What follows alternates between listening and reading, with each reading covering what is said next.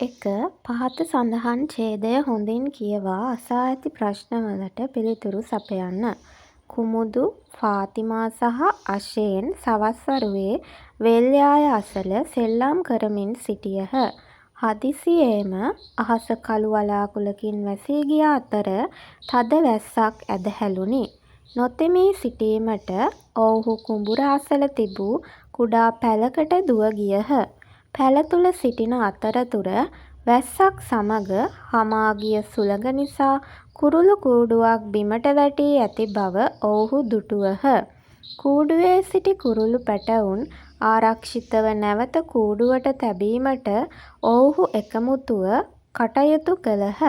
ටික වේලාවකට පසු වැස්ස නතර වූ අතර කුරුළු අම්මා පැමිණ පැටවුන්ට ආහාර ලබා දෙන අයුරු දැක යහළුවෝ සතුටු වූහ. පළවෙනි ප්‍රශ්නය වෙල්යාය අසල සෙල්ලම් කරමින් සිටියේ කවුරුන්ද? නිවැරදි පිළිතුර කුමුදු, ෆාතිමා සහ අෂේන්.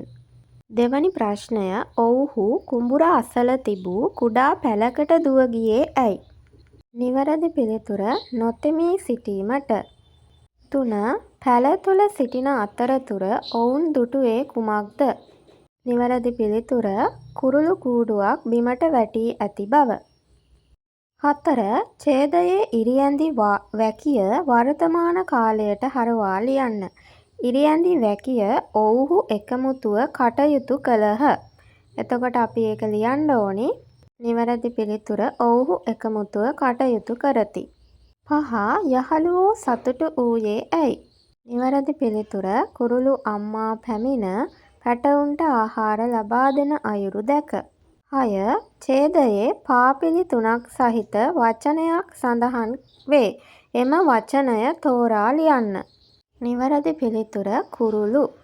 මේකේ මූර්ධජ අක්ෂරයක් සහිත වචන අපිට කීපයක් තියෙනවා. හැලුනි කියන වචනයේ මූර්ධජ නයන්න තියෙනවා. වළාකුළකින් කියන එකේ කුයනට පස්සේ ලයන්න මූර්ධජයි.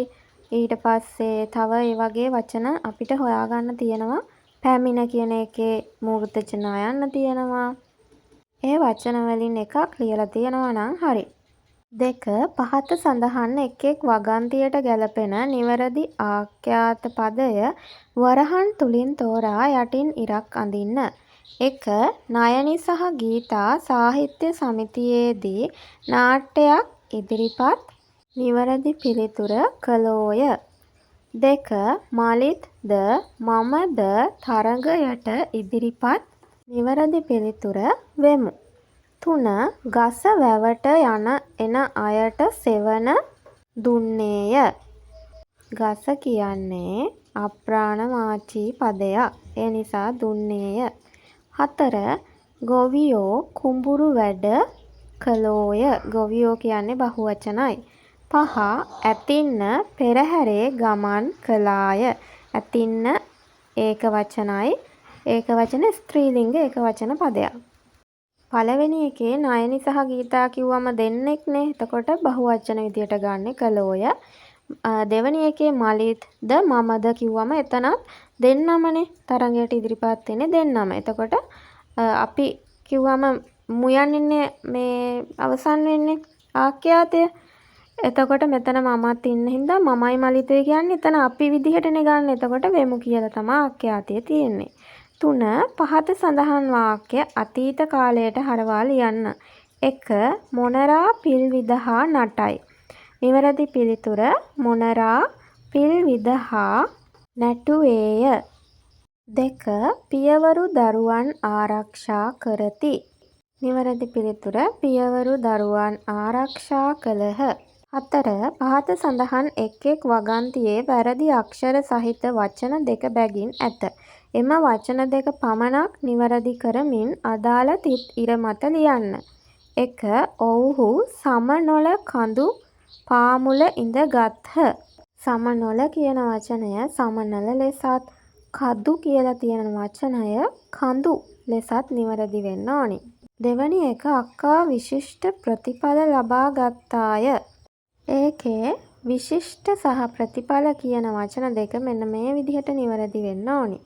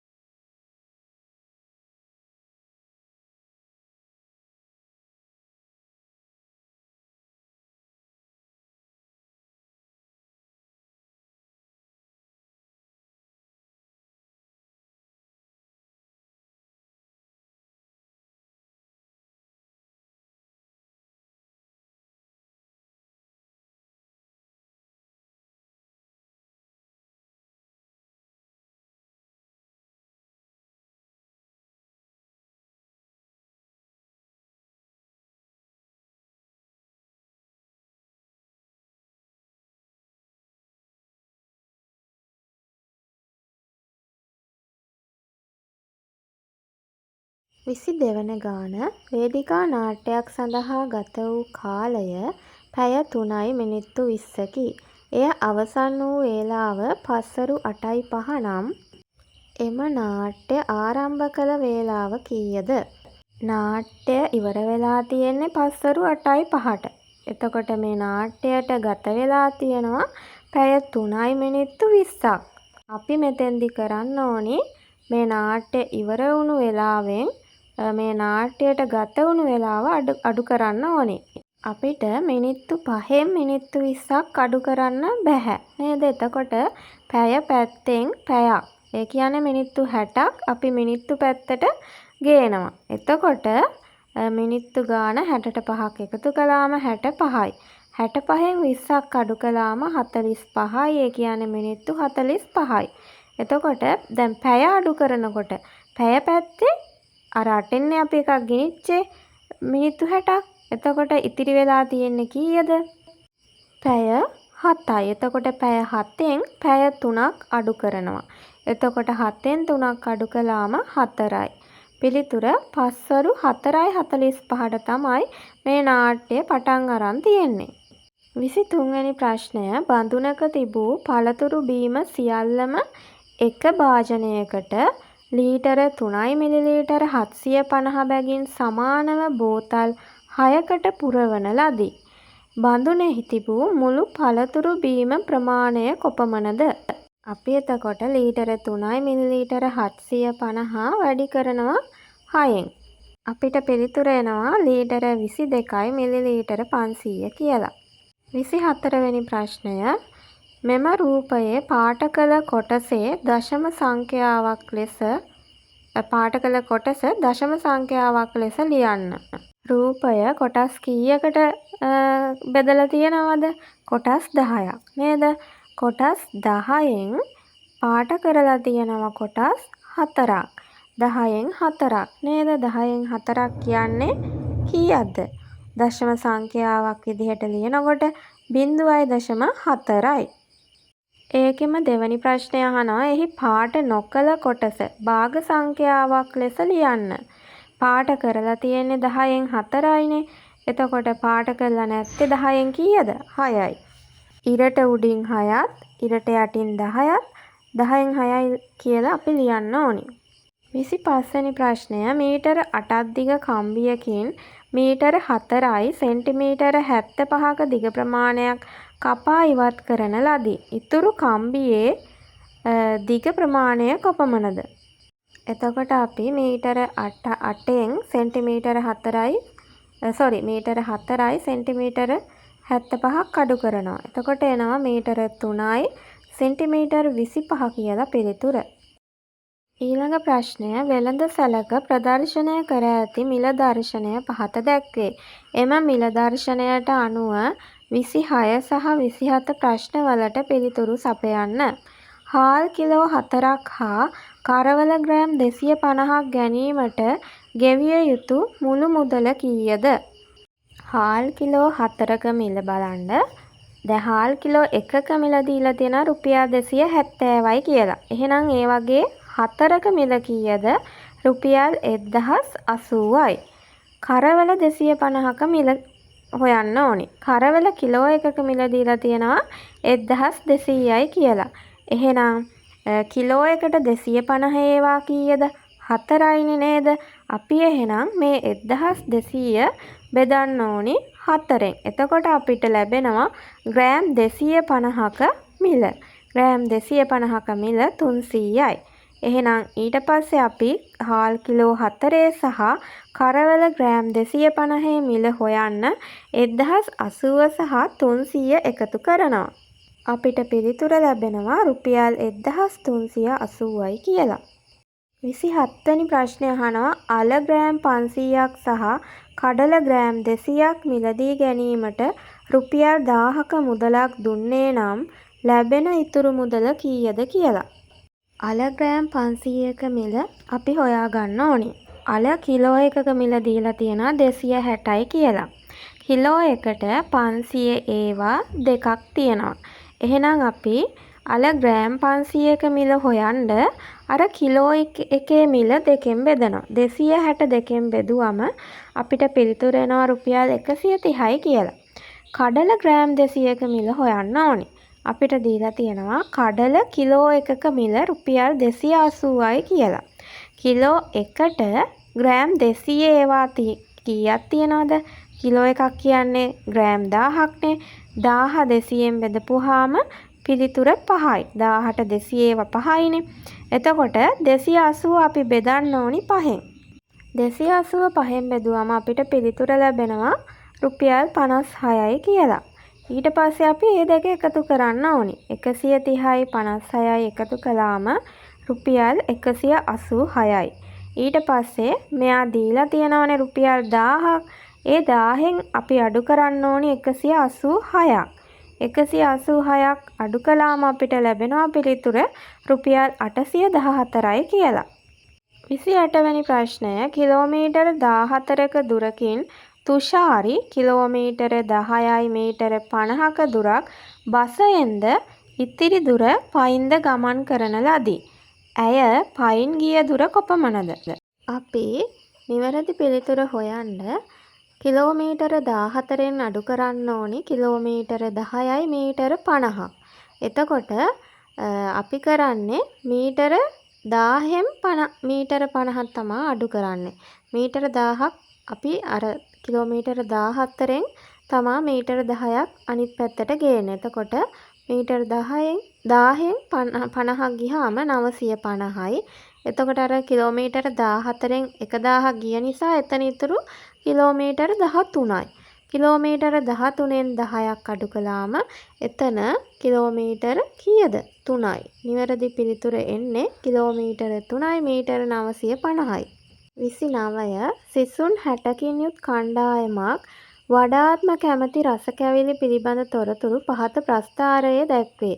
නමුත් අලුවාවලට කැමති සිසුන් සංඛ්‍යාව පමණක් ප්‍රස්ථාරයේ ඇඳ දක්වා නැත.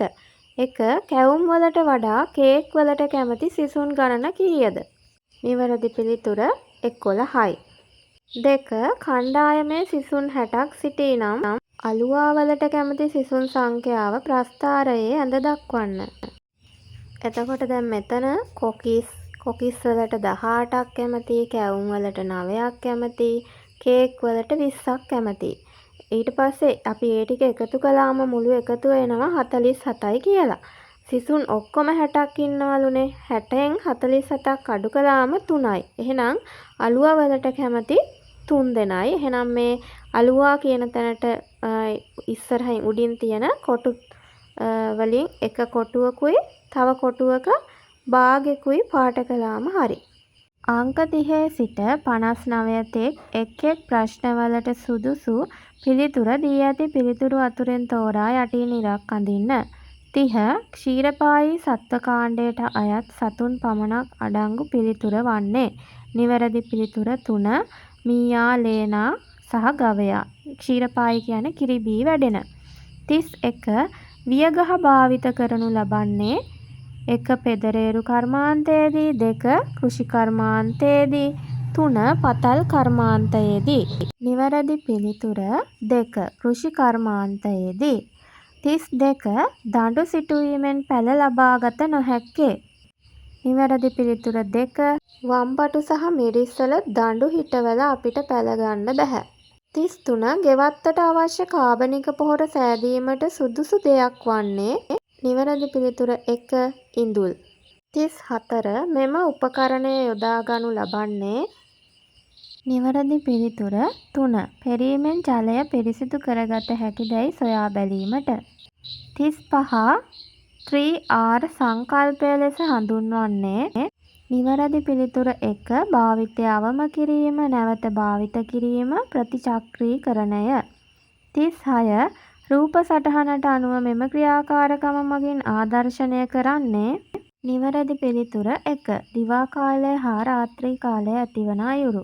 37 උණදඬු කපන තැන උණදඬු රිකිල්ලා. මෙම කවිය අයත් වන්නේ කුමන ජන කවි වර්ගයටද? නිවැරදි පිළිතුර 2. 38 ජලරෝධයේ කරකැවීමේ වේගය වැඩි කිරීමට කළ හැකි දෙයකි. නිවැරදි පිළිතුර 1. ජල පහරේ වේගය වැඩි කිරීම. 39. ලේන්සුවක මල නටුව සහ පත්‍ර මැසීම සඳහා භාවිත කළ හැකි විසිතුරු මැහුම් ක්‍රමය වන්නේ. නිවැරදි පිළිතුර 3. දම්වැල් මැස්ම. 40. පත්තිකයින් පාර මාරු වීම සඳහා වන සංඥා පුවරුවේ රතු මිනිසා දැල්වූ විට. නිවැරදි පිළිතුර 2. පාර හරහා මාරු වීම නොකළ යුතුය. 41. දැල්වෙන බල්බය තෝරන්න. නිවැරදි පිළිතුර 3. 42. කොළඹ සිට අවිස්සාවේල්ල දක්වා ගමන් කරන දුම්රිය මාර්ගය හඳුන්වන්නේ. නිවැරදි පිළිතුර 2. කැලණිවැලි දුම්රිය මාර්ගය. 43. වායව පරිසරයේ සැරිසරන සතුන් වන්නේ. නිවැරදි පිළිතුර 2. සමනලයා සහ ගේ කුරුල්ලා. 44. ඔරුව තුළට කාන්දු වන ජලය ඉවත් කරන උපකරණය වන්නේ. නිවැරදි පිළිතුර 1. දියාලුව. 45. විටමින් A බහුලව අඩංගු ආහාර වර්ගයකි. නිවැරදි පිළිතුර 1. ගස් ලබු නිමිති. 46. ජාතික කොඩියේ ඇති රතු පැහැති පසුබිමින් සංකේතවත් වන්නේ. නිවැරදි පිළිතුර 1. සිංහල ජාතිය නියෝජනය කිරීම. 47. පුද්ගලයෙකු ගමන් කිරීමේදී නිවැරදිව පාදය තැබිය යුතු ආකාරය වන්නේ. නිවැරදි පිළිතුර 1. විලුඹ, පතුල, ඇඟිලි තුඩු. 48. පහත රූපයේ මලක කොටසක් දක්වා ඇත. එහි ඒ මගින් දක්වා ඇත්තේ කුමක්ද? නිවැරදි පිළිතුර 3. 49. ළමා ලියෝ මල් ගවසා වරල පිට යන ජන කවිය අයත් වන්නේ. නිවැරදි පිළිතුර 3. 50. මනිස්ලෑල්ල, බුරුමය, නගුල උපකරණ යොදාගනු ලබන කර්මාන්ත පිළිවෙලින්. නිවැරදි පිළිතුර 3. වඩු කර්මාන්තය, පෙදරේරු කර්මාන්තය, කෘෂි කර්මාන්තය. 51. අඬුව සහිත බඳුනක පානයක් පිළිගැන්වීමේදී බඳුනේ අඬුව.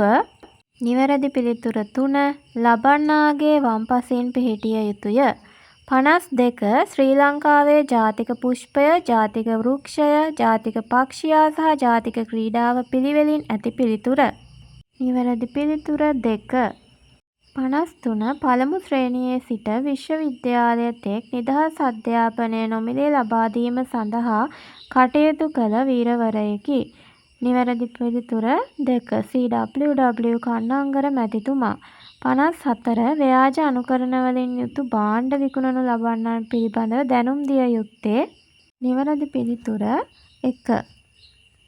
55. ලී කැටයම් සහ රූකඩ කර්මාන්තය සඳහා ප්‍රසිද්ධියක් උසුලන නගර පිළිවෙලින්. නිවැරදි පිළිතුර 2. ඇම්බැක්ක හා අම්බලන්ගොඩ. 56. මෙම උපකරණයෙන් සිදු කරන කාර්යයක් වන්නේ. නිවැරදි පිළිතුර 2.